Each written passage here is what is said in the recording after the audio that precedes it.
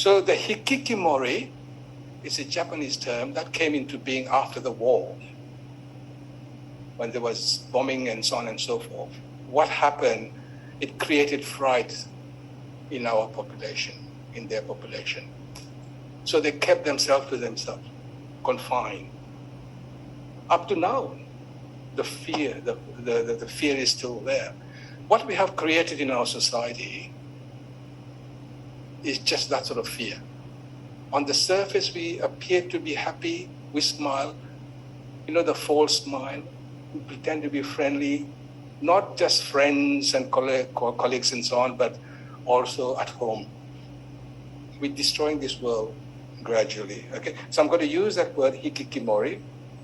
The other word I'm very, very fond of is a medical term. Dr. Amina might know about that. It's iatrogenic. It's a medical term. So when you go and see a doctor, the doctor makes a wrong diagnosis. So what follows is a wrong set of treatment, and what follows, complication. So the person doesn't get better, but ends up with more problems and so on and so forth. So the term iatrogenic is used. And have converted that term iatrogenic to our society. And that's a flagship for our Emotional Well-Being Institute. And when I travel, what I see continuously is the harm we're creating to each other. And not just short-term harm, but long-term harm. And creating long-term harm to people. So people are subdued. They don't feel fulfilled. They don't flourish. They feel unhappy. They're miserable. A lot of friction, conflicts within the family, conflict at work. If you look at the work situation, you've got bullying, harassment, backbiting, presenteeism. People going to work, they pretend to work, they're present. So they're waiting for the time to come, 4 o'clock, 5 o'clock, and they disappear and they go. So they're present.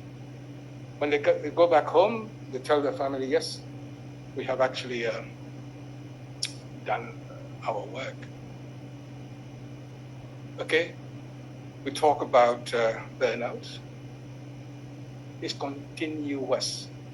We talk about toxic work environment, toxic management.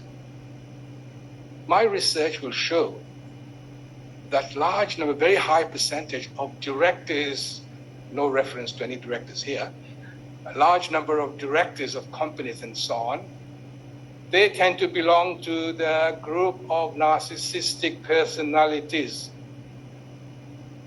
the self-centeredness, all for themselves, very autocratic management and so on and so forth. So who suffer? Those people who are working with them. Medical field, we are too medical model orientated. My research will show that 2/3 of patients' clients' needs in hospital or elsewhere, 2/3 of their needs, very much based on psychosocial needs. But are we really looking after those psychosocial needs? My answer is no. You go to a hospital with a physical illness, they examine you, they do the test and this and that, come up with a diagnosis, and they treat you and send you back home. How do you know whether they have actually fully recovered? They're not, because their psychosocial needs are not met. I can go on and give you lots of examples.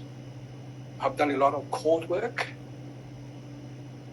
I tell you what, I put the judges in their place. Recently fought for a family with the kids, and this person was given the wrong given a diagnosis of schizophrenia and paranoid schizophrenia. I worked with this particular person, and because of that, their kids were taken away because the court was saying that they are not qualified, they are not well enough to look after the kids. And I fought for the parents. I really fought for the parents. There's a big case going on now in Australia. I fought for them. So these sort of, and I presented that at the assembly at the United Nations about the misdiagnosis.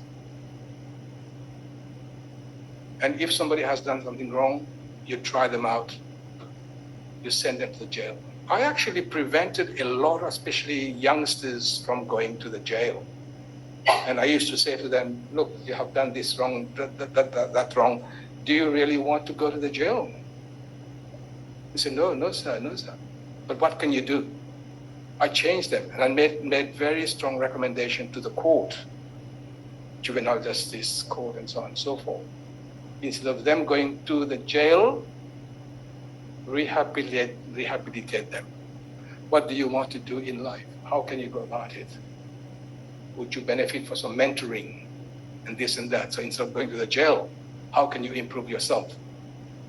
Commit, have a contract. And I have prevented a lot of youngsters, young people from going to the jail. But what we do traditionally, the moment you do something wrong, they try you out and send you to the jail. Okay? Anyway, I'm conscious of my time.